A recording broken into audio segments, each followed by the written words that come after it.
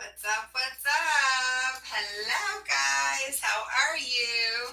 Let me get my phone turned on so I can check out all your comments. My name is Raven Woods, and I am the CEO and founder of Autism Mama Rocks the IEP. I help parents rock their IEP from start to finish, with helping them gain the knowledge and confidence to become the CEO of their child's IEP and get what is needed and deserved for their children.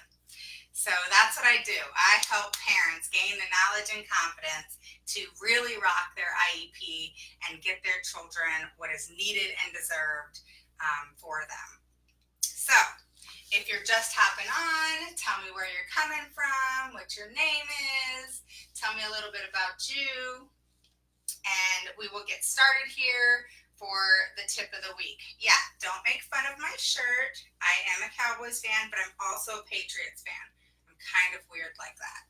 So, for any of you who are watching the replay, again, my name is Raven Woods, and I am the CEO and founder of Autism Mama Rocks the IEP. I help parents gain the knowledge and confidence to really not rock their child's IEP, knock it out of the park, and really get their children what's needed and deserved. So that's what I do. All right, so we're going to get started. I'm getting Facebook pulled up so I can see any comments that come in. I just did a update. It seems like Apple does updates like every day. Have you noticed that? Hi, Nancy. How are you? Texas. All right. Very cool. I actually have my Cowboy shirt on today. It's either Cowboys or Patriots. I'm really weird like that. All right. So, all right. So let me turn my phone down. All right. So I can see my comments. All right, so again, anybody who's hopping on here, my name is Raven Woods. I am CEO and founder of Autism Mama Rocks IEP. I help parents gain the knowledge and confidence to really rock their child's IEP and get what is needed and deserved for their children.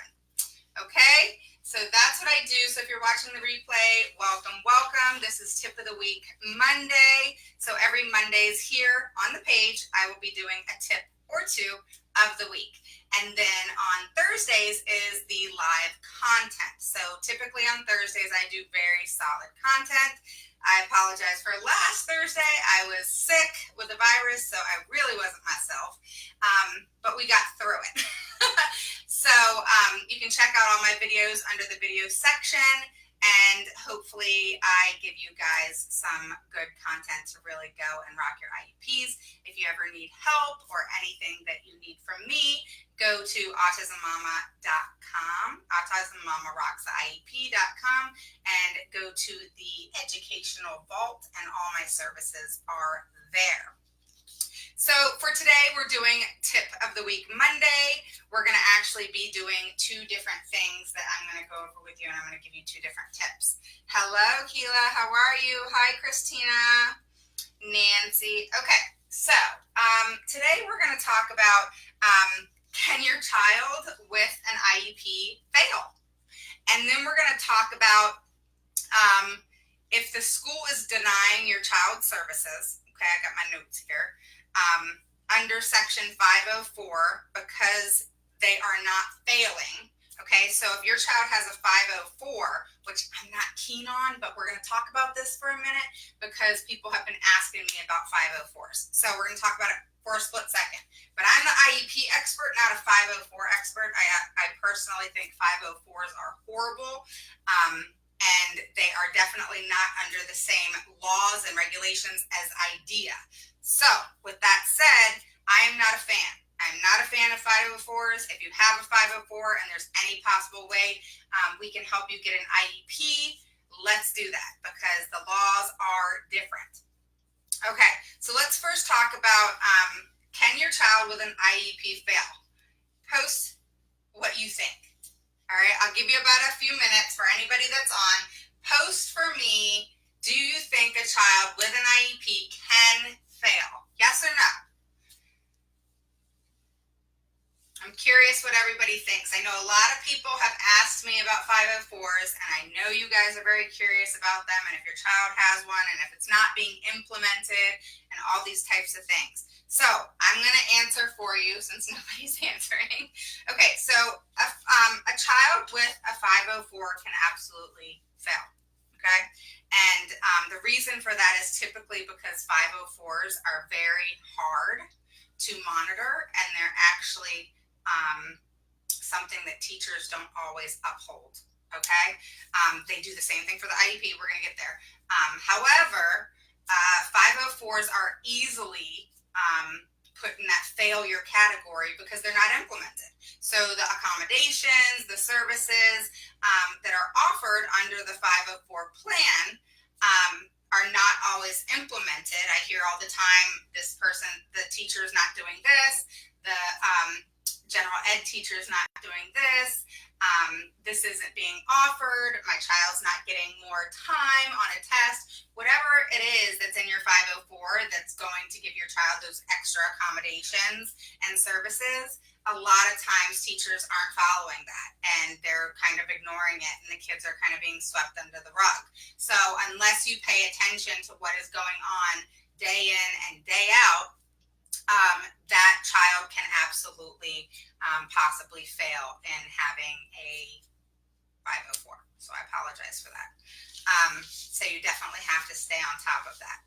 But let's talk about IEPs. Does having an IEP guarantee that your son won't or daughter won't fail? It doesn't. And that's unfortunate too.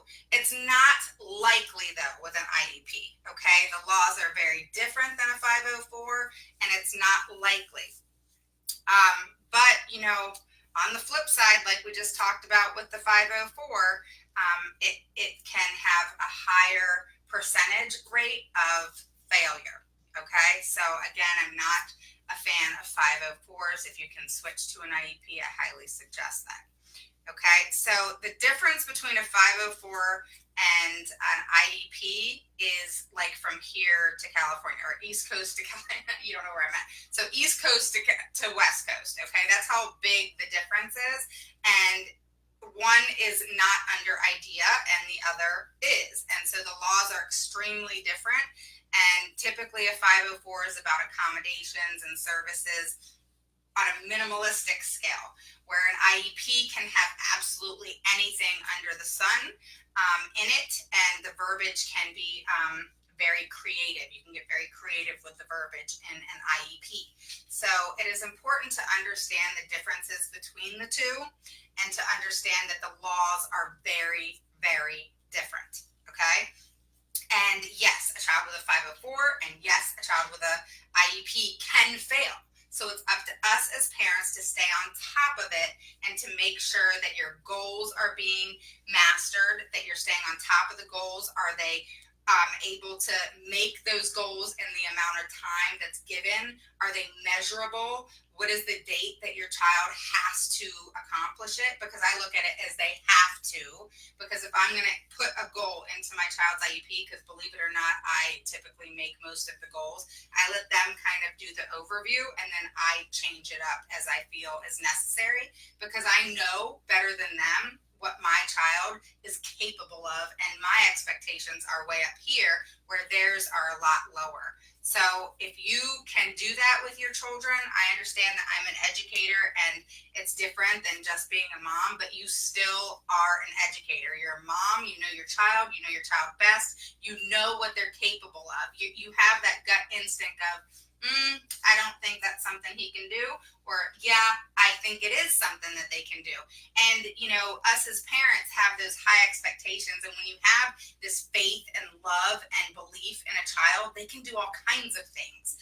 And so that's something that you have to pass on to the educators and make sure that they understand that that's your expectation of them, and that they need to live up to that expectation, because believe it or not, it's law. They have to have high expectations of your child, just like they would have with any other child. So the expectations have to be the same, okay? So one thing I did want to talk to you about is a challenge that you guys are going to have is if you have a child that is not failing but needs services, and the school system says, oh, well, your child isn't failing, so we can't provide services for your child, that is absolutely false. Under IDEA or even 504, there is no law or regulation that states that a child has to or must be failing to receive services and accommodations. That is total BS, okay? So never feed into that when a teacher or an educator or a service provider says to you, your child can't qualify for a 504. Your child can't qualify for an IEP because they're not failing. They're doing fine. Well, they could have behavior issues. There could be learning issues in other areas, and they may not be failing. But a child does not have to be failing to receive an IEP or a 504. Know that. That is absolute fact, and it's a bunch of BS that the school system will feed you because that's what they want you to believe, okay? If they're authentic and transparent and a good school system, they will tell you that that is not true, that your child can absolutely qualify if their education is impacted by either behavior or a disability. And as long as it's impacted, they will qualify. So it has nothing to do with, excuse me, it has nothing to do with if they're failing or they're not failing. So know that, okay? I know I've gotten a lot of questions from you guys in regards to that. So hello guys, hello, how are you? I know it's still early, so people haven't really popped on. So when you guys hear this replay, know that a child who is qualifying or eligible for an IEP or a 504, they cannot not be eligible because they are passing. Okay, my child is passing, so the school system said that they don't qualify for special education. Total BS. Don't believe that. And then the next thing we covered was, can your child fail with a 504 or an IEP? The answer is yes. They absolutely can fail with a 504 or an IEP, more so with a 504 than an IEP. It is very unlikely for your child to fail with an IEP.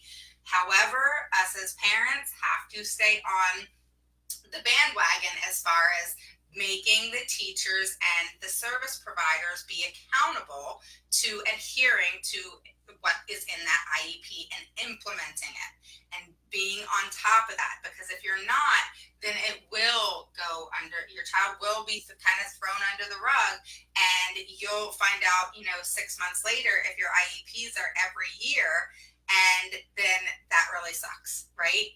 So that's why I tell you guys, make sure your IEPs are every quarter, every 4 months, okay? So 3 of those IEPs will simply be reviewing goals and what they've mastered, what they haven't, possibly changing up services if needed. I always suggest you never take away services, and once they're in the IEP, unless your child, has no issue whatsoever in that area, they can't take it away. So if your child has services, for example, speech, all right, say your child started receiving speech because they were completely nonverbal, okay? Well, just because they start talking doesn't mean they don't qualify for speech anymore, because there's a lot more to speech than just speaking, okay? So unless your child has this perfection, goes from nonverbal to this perfect speech and has no issues whatsoever at all, where you're comfortable with withdrawing them because they're that good now in speech from going from nonverbal, then okay, cool. They don't need the service anymore. But the school system cannot just pull that service because they feel like it. Doesn't work like that, okay? So I think I've given you guys a lot of tips, huh? I'm not going to talk long today. This is a Monday, y'all. So if you have any questions based off what I've just said, let me know. I'll hang out here for a few minutes. But I want you to know those things. 504, IEP, can a child fail? Yes. The reason being is because it's really us parents that need to stay up on top of the schools so our kids don't get thrown under the rug. And IEPs and 504s are implemented. 504s have a higher chance of failure because a lot of teachers don't implement them and use them. They don't give the children the extra time. They don't, give the child, take the child out of the classroom to, take a test and what have you. So it's up to us to make sure that is being done and they are being implemented.